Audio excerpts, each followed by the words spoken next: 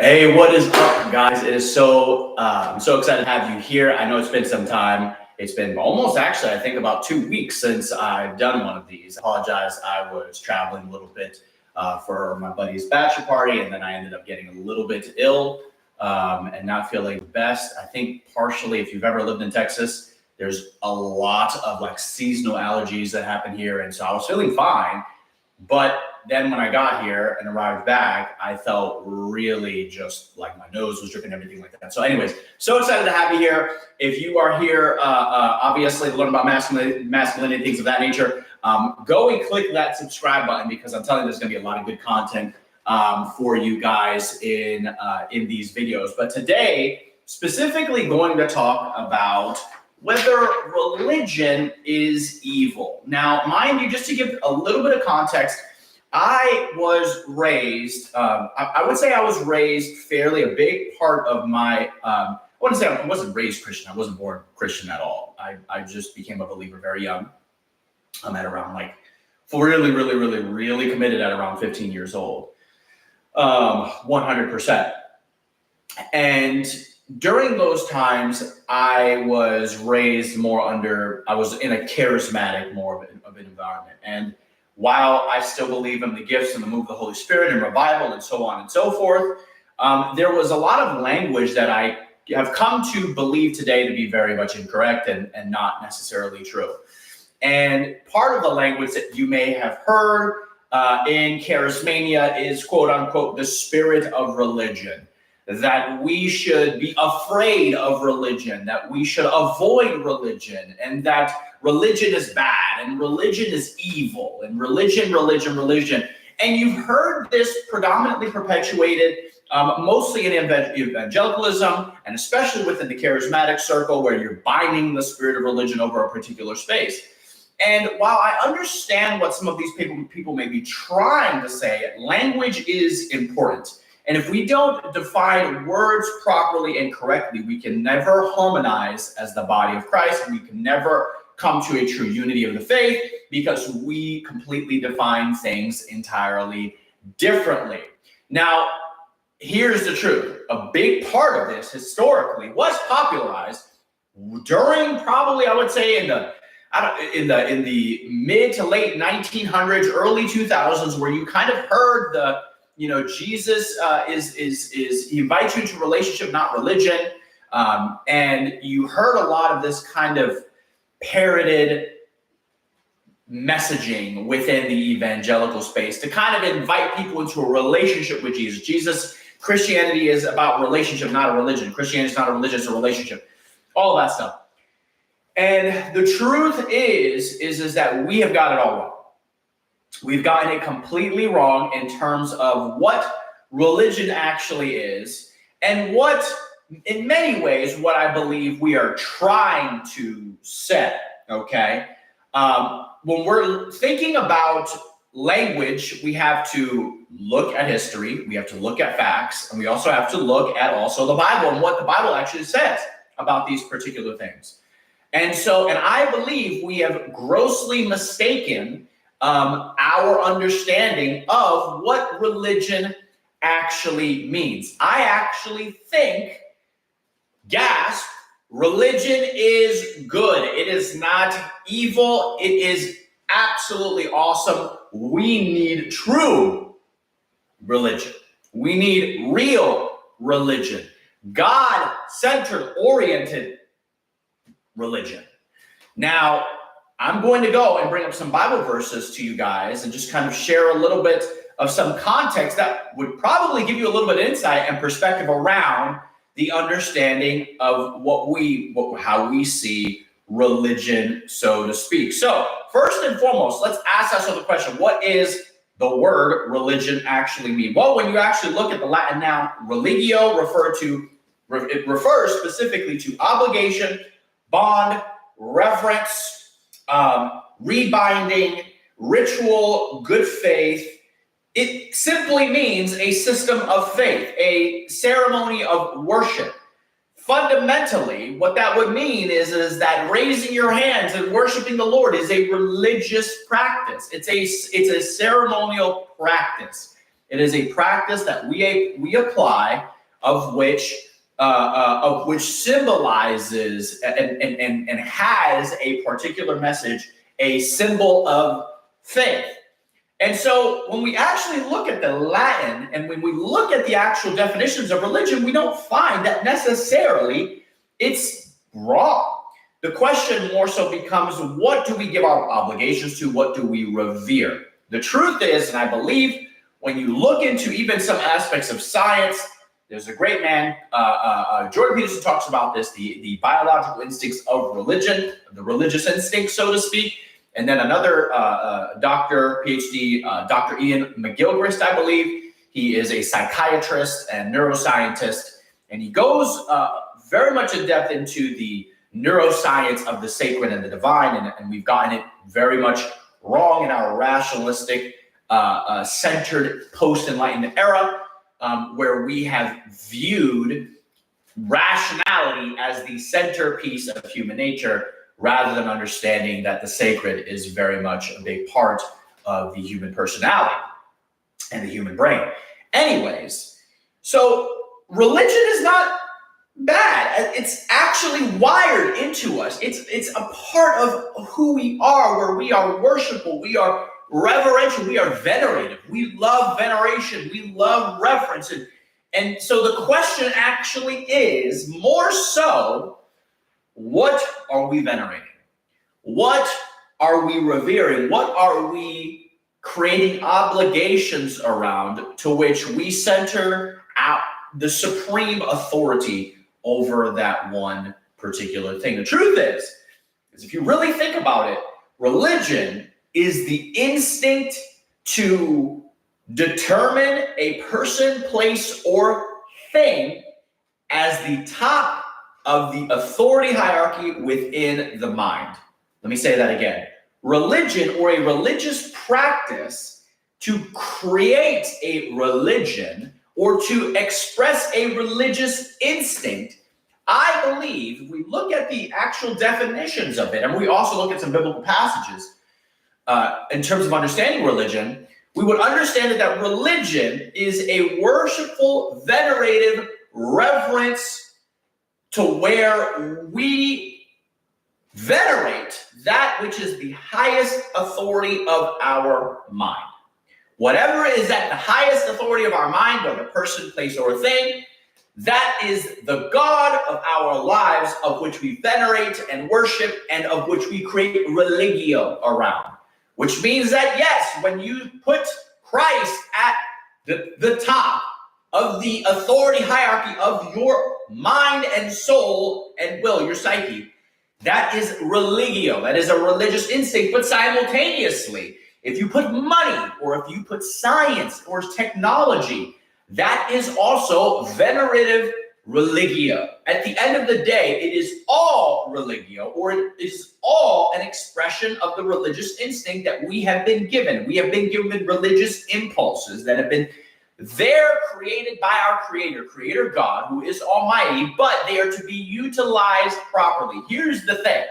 I believe we have demonized the religious instinct, and we have demonized the word, the idea, and the word religion in the evangelical space. Very much so is in Protestantism, is very much so. You kind of have just a moment the word religion is used, like we don't want to say freedom of religion, we want to say freedom of relationship with Jesus, or freedom of, we just don't like the word religion. And I have some theories around that. It's a theory, it's not something, it's my personal opinion around it, but I'll go on to that later on in this video. But fundamentally, at the end of the day, the religious impulse or the religious instinct is in fact created by God, of which has been circumvented and or hijacked by the enemy, to where we had now give adoration and venerative reverence and worship to that which is that which is not God. But does that mean that that venerative state is wrong, i.e. that religious state is wrong? If we think about the actual fundamental scientific factual understanding on the word religio or religion, we understand that that most psychology, it is a state of it's that which you define as the ultimate transcendent, that which is the ultimate transcendent. The communists and the Nazis presume that the highest state of transcendence is the state. The state was the hierarchical, again, was the hierarchy of authority in the psychological state of Nazi Germany, the collective psychological state of Nazi Germany and Hitler in particular. The state was, in fact, and Stalin and Mao Zedong, the state is God. And as in fact, Karl Marx, in fact, defined in, I believe, the Communist Manifesto that the state is, in fact, to be God. And so fundamentally, we divinize whatever it is, whether we divinize that which is truly worthy of divinization, which is God, who is the divine one, he doesn't need to be divinized in the sense that he is not divine and we can make him divine, but we give him the adoration and the affirmation of the exclusive eternal one who is creator of all things. Or we divinize something that truly is not worthy of that status. But either way, that is the religious instinct. We have to understand the religious instinct more so from a perspective of a car, okay? If you take one driver of a Honda Civic and another driver of a Honda Civic, one driver may drive that particular car in a healthy way, in a way that it is meant to be driven. Another man may drive it in a particular way that is reckless and cause someone to be killed. Do we therefore blame the car and say that the car is wrong? Or do we say that the individual who was operating and functioning the car is actually wrong? The content, the person who was driving the vehicle is wrong. Well, we would say that the problem is, in fact, the person. The person was the problem, not necessarily the car. In the same way, we have to understand religio is simply the religious impulse, the container of which the fluid inside the cup may be poison or may be hydrating, refreshing water. And the issue is not the cup. The issue is the substance and content within the cup, within the container. The container is not the issue. The content is the issue. And so we have to understand that religio it's not bad and it's not good. It is fundamentally the container to which we have to understand what is the substance inside the cup. Is it truly based upon God and the truths of God, or is it based upon lies? But the understanding of religion and the word religion should not be something we are afraid to use as believers. It should not be something that we are afraid and or concerned to operate in and again to utilize within our language. Now, aside from the Latin, let's go to the Bible. So when we look into the Bible, James 1:27, the NIV, NIV, religion that God our Father accepts as pure and faultless is this: to look after orphans and widows in their distress and keep oneself from being polluted by the world. English Standard Version, religion that is pure and undefiled before God the Father is this: to visit orphans and widows in their affliction and keep oneself unstained from the world. Now let's go and actually look into what this particular word means. Now let me give a little bit of some context. I am not necessarily a Greek scholar. I'm very interested. I have friends who are Greek scholars, in fact, but I just like using different resources to get a little bit more understanding and give some context. But again, obviously, I'm more than happy to get feedback from anybody who actually is a Greek scholar to give more insight. I'm more than happy to. But threskia is the word for religion. And fundamentally, the word means religious worship. Nothing necessarily wrong there. External, that which consists of ceremonies, religious discipline, religion. Okay? When we look at different passages of which use this word, we see a positive connotation, James 1:27. We see a negative connotation, which Acts 26:5, which I knew me from the beginning, if they would testify that after the most straitious sect of our religion, I lived a Pharisee. I believe this is Paul speaking more in particular. And then Colossians 2:18, let no man beguile you, or your reward in a voluntary humility and worshiping of angels, the religion of angels. We see here specifically, if any man among you seems to be religious and brides not his tongue, but has deceived his own heart. This man's religion is vain. Okay? So we see here, James, he goes on and says, listen, like, if any among you to be seem religious, if you are truly religious, according to God, you should have control over your tongue. Anyone who does not have control over their tongue, their religion is vain. Their religion is darkness, it is blind, it is delusional. So we see here that the Bible and that the early apostles were not afraid to utilize this word, to utilize this language, that we are to have true and undefiled religion, is to be incarnational. This is what Jesus means. And when everyone goes on and binds the spirit of the Pharisees, what they are fundamentally binding is not religion, they're binding hypocrisy. Because the Pharisees, the problem was with the Pharisees was that they had the communication of a standard, the profession of a standard, the confession of a standard, but not, and the establishing of a standard, but not the adequate representation and incarnation of the standard. They said one thing and did another. This is the modern equivalent of the pastor who preaches about the holiness of God. You should fear the Lord. And then all of a sudden, headline news finds out that he's been, sleeping with prostitutes. That is fundamentally the equivalent of the dead religion that Jesus fundamentally hates. But does the religious impulse, is that wrong in and of itself? Our venerative nature to worship and adore the divine, is that wrong in and of itself? No, so long as it is properly placed. Religion is the cup, the container. The issue is not the cup or the container. It is the content and the substance within the cup. Are we filled with the right religion? Are we filled with the right truths? We have to understand it this way, guys. We have to understand religion to be, in fact, something that is good. It is not evil. It is not something that we should be afraid of. There is false religion, and then there is the true religion.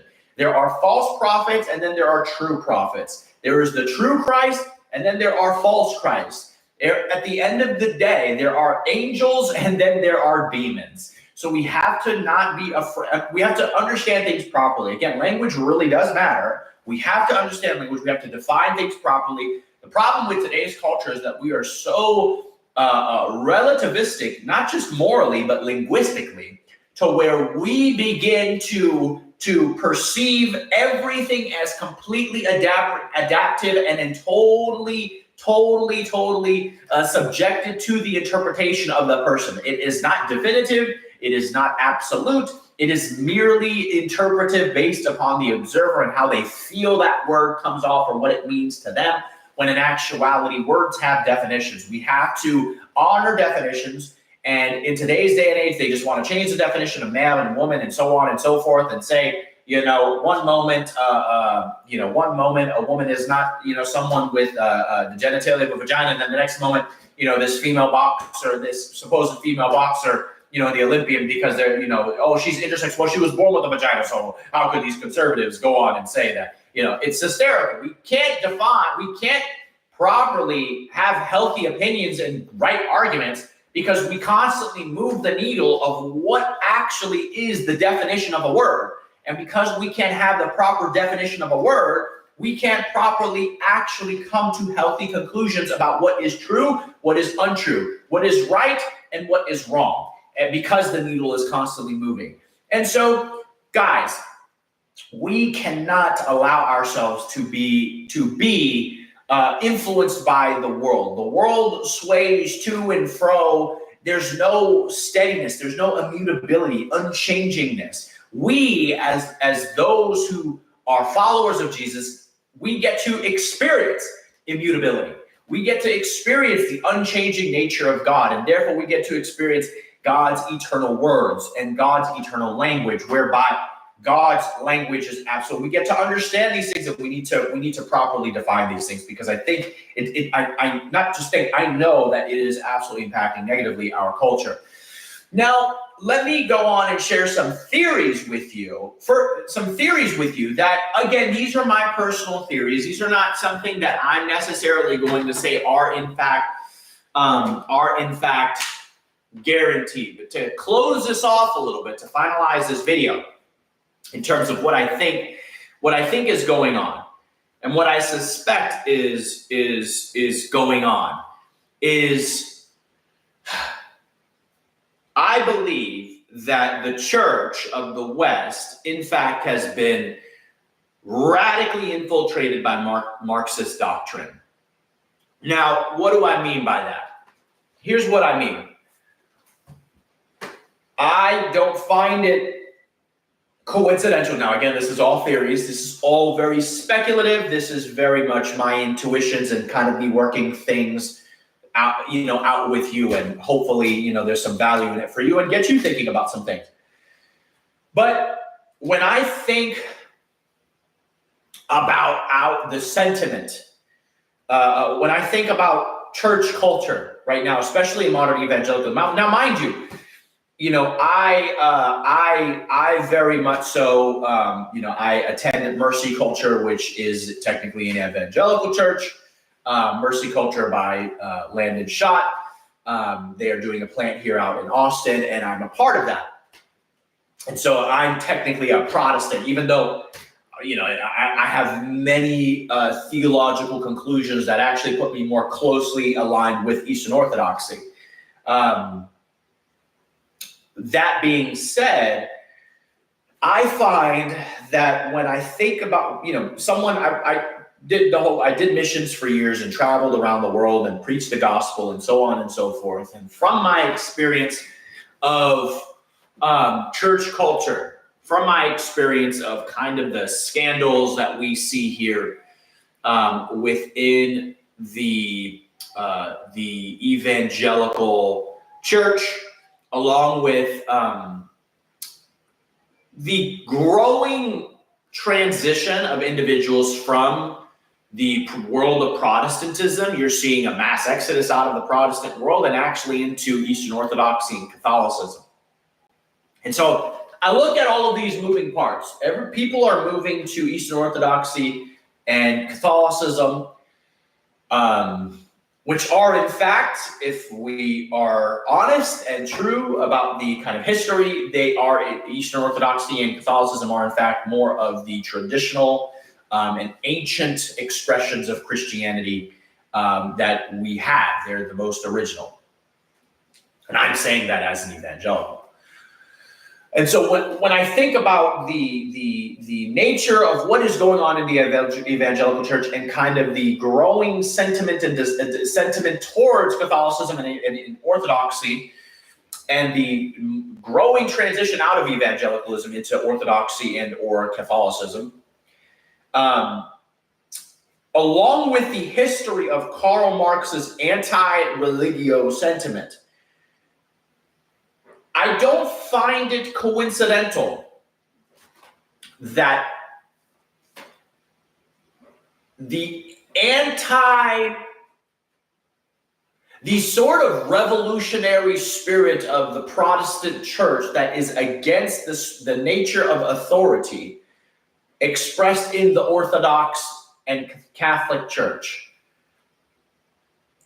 The revolutionary spirit that is against the nature of authority, which actually, when you think about it from a psychological standpoint, if you kind of think of the Taoist order and chaos, we would define that is a symbol of a kind of a war, a spirit of war against the nature of order that, in fact, the Eastern Orthodox and Catholic Church do represent. Again, this is a compliment to my Catholic and Eastern Orthodox brothers. That revolutionary spirit against the traditions of ancient Christianity, in fact, caused us to be structureless. And we see it to where, if you kind of think of, from a financial standpoint, Eastern Orthodoxy and the Catholicism are probably, if you think of like a financial literacy perspective, the parallel of it. These guys are like the insurance policy investment strategy. This is where extremely safe, there's no volatility. There's no millions of branches and denominations. They have schisms, like you've got, obviously, schisms with like the Oriental and the Eastern Orthodox, and you have schisms, you have different divisions within Catholicism. But, if we're honest with ourselves, it's me as even an evangelical, as a Protestant, I observe it and I can recognize in honesty that there's nowhere near as much division in Eastern Orthodox and Catholicism as there are in the myriad of denominations that are within the Protestant church and evangelical church. So this revolutionary spirit, psychologically represented in this antagonism towards structure and order, made us structureless and highly chaotic. And that is, like, if you think of like a parallel, this is like cryptocurrency. It's extremely volatile. I don't find it coincidental that the sentiments of the very Protestant thinkers, that is, again, relationship, not religion, and this kind of antagonism towards the word religion. Again, if you use the word religion, if you go on into a Protestant church and be like, I love religion. Like, religion is so healthy and good when it's done by the Lord. That word religion is just like, do we really have to use that word in Protestant circles? And so I have to ask myself the question and kind of put the pieces together. I don't find it coincidental that is a similar sentiment that Karl Marx had. I don't find it coincidental that also in Nazi Germany, that there was, in fact, an easier infiltration. There are actual historical books. You can go in, again, fact check me. It was Karl Marx actually conveyed and shared that it was, and he applauded elements of Luther. This is true. There's a book called The Devil and Karl Marx by a PhD historian. And he goes into this idea that, Marx actually applauded, even though he disagreed clearly, obviously, with the fact that, Luther believed in God and Marx was an atheist, a staunch atheist. But he did love Luther's revolutionary antagonism towards the authority. And so we see this commonality, and we see also, in fact, the infiltration of propaganda within the Protestant church. And we do see kind of a sentiment of sort of anti-Semitism, some really bad remarks that Luther made. We have to acknowledge it. They try to beat around the bush, and I've read books from different individuals, Eric Metaxas, who is much more lenient on Luther, and then other individuals who are more critical of Luther. We have to think about these things. We have to ask ourselves hard, tough questions. We have to, and so I think about this. I think about, who are our enemies and who are the people that truly dislike us? And if I find that Karl Marx is someone that remotely can applaud Protestants, I have to kind of be curious and ask myself the question of, how does this man find any remote form of unity with us? Have we done something actually wrong? And so I don't find it coincidental that Marx had a very anti-religious sentiment that is parallel within the Protestant evangelical circles, anti-religious sentiment. May not necessarily to the degree of let's kill religious people, such as what Karl Marx would have it, but still, those spiritual parallels and antagonisms are very much there. The symbolism is there. The common symbolism is there. The antagonism towards authority is there. The antagonism towards a sort of established doctrine. And this is also what I find interesting, that the predominance of the deconstructing movement, the new evangelicals, so to speak, and the sort of breaking down of ancient doctrines, I don't find it coincidental as predominantly in the evangelical space. I have to be honest. I have to be honest about these things that I feel and sense and observe. And when I look historically and I see the parallels of very anti-religious sentiments in Karl Marx, and then strangely also within the evangelical circles, maybe not expressed, in a genocidal nature versus an antagonism spiritually speaking, but still they're symbolically connected. And seeing kind of the ability that even Karl Marx acknowledged that the Catholic Church, it was much harder.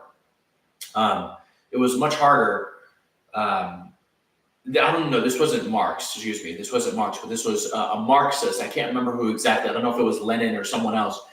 But within history, that there was an acknowledgement that it was much harder for the propaganda of Nazi Germany to infiltrate Catholic and the Catholic Church, but it was much easier to sway Protestants and Lutherans more particularly, because Lutheranism was the predominant form of Protestantism during Nazi Germany. So I have to ask myself these questions in terms of the growing, the fact that there was even a capacity for us to be infiltrated, in that way by Marxist philosophy. That the parallelism and the spiritual symbolism, that the connectivity is enough to where we would be able to harmonize and maybe not partake, even though there were some who did.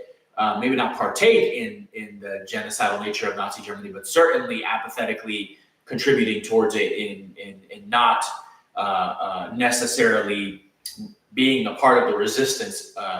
Hence why Dietrich Bonhoeffer was very much had a problem with the Protestant church and the church overall, the Lutheran church in Germany.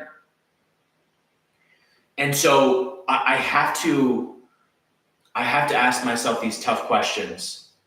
And I believe that all of this comes to the fact that the Church of the West, the evangelical church, has been in fact infiltrated by Marxist ideologies and Marxist ideals. And that is why we are very much vulnerable to being corrupted by Marxist ideals and Marxist philosophy, whereby creating, quote unquote, a deconstructing Christian movement, whereby most of the New Age movement, in fact, is people who were almost all the time former Calvinists and former fundamentalists and former generally evangelical Protestant. And so I have to ask myself these tough questions, and I have to ask myself the why.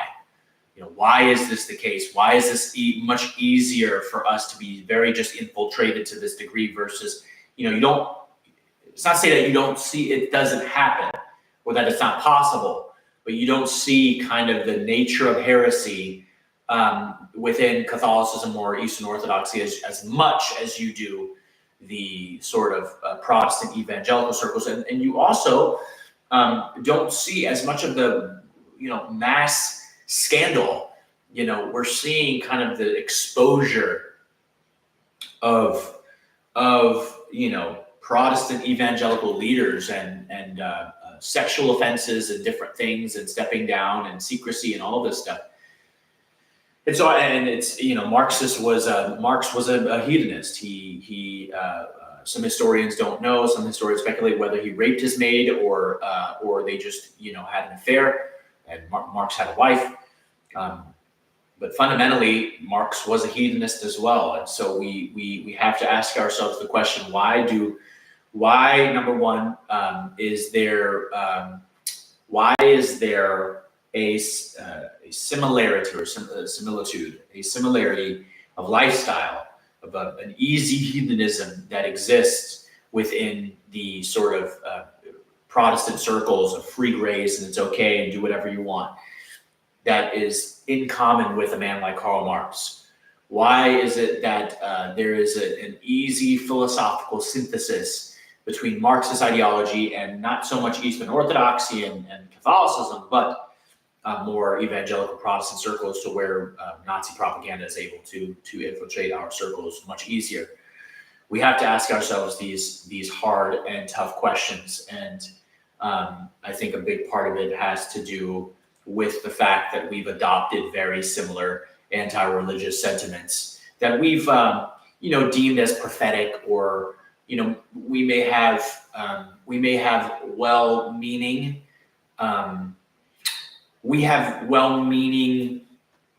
desires or intentions. I think if you talk to any Protestant, well-meaning Protestant, they don't necessarily mean to say like, I'm a Marxist. At least that's what I think. I may be wrong, but I typically find, at least in my circles, but then again, my circle, they're very much, engaged in the world of politics. And so they're very much against Marxist ideas. But I find that most people aren't down with communism, at least in Protestant evangelical circles. And I find that most aren't into and interested in Karl Marx and his ideals and his anti-family sentiments. But here's what I think.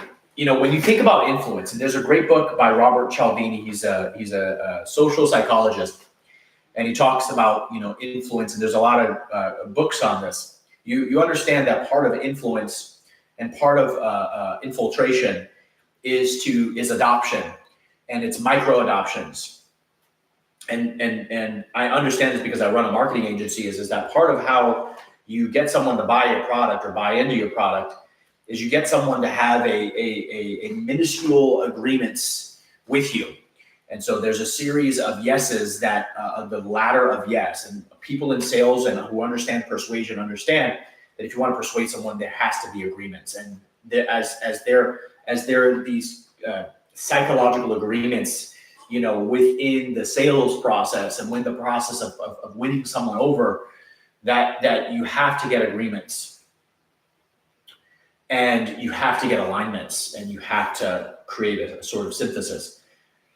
And so while I would say that most evangelicals and Protestants, for the most part, Marxist ideals are not something that they would be okay with, we have to ask ourselves the question of, why is this one area something we could find unity with Karl Marx? Why is this anti-religious sentiment something that we could find? And why are we so averse to religion?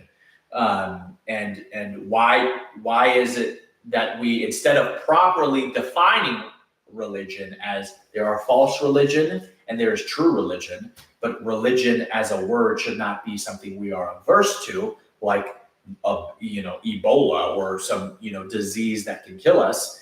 Why is it that we abandon it altogether because we just don't like the word, and so we just go on and say religion, relationship over religion, or certain things like that are very shallow in their thinking. And so again, these are my theories that I'm kind of playing with a little bit. Again, I'll finalize it here, but these are just some things that I'm thinking about. And I invite you, anyone who is watching this, and you are evangelical Protestant, and you are predominantly within those circles, I invite you to a dialogue. I invite you to a dialogue as to why we simply adopt vocabulary instead of truly defining vocabulary and truly defining what religion actually is, and understanding that religion is not something we should be averse to, and instead adopting cultural, popular narratives of what religion is as a very antagonistic thing that we should avoid. And so, spiritual, not religious. Again, these aversions parallel within the Protestant church a little too closely that I have to ask myself these questions. And I hope that you ask yourself these questions as well.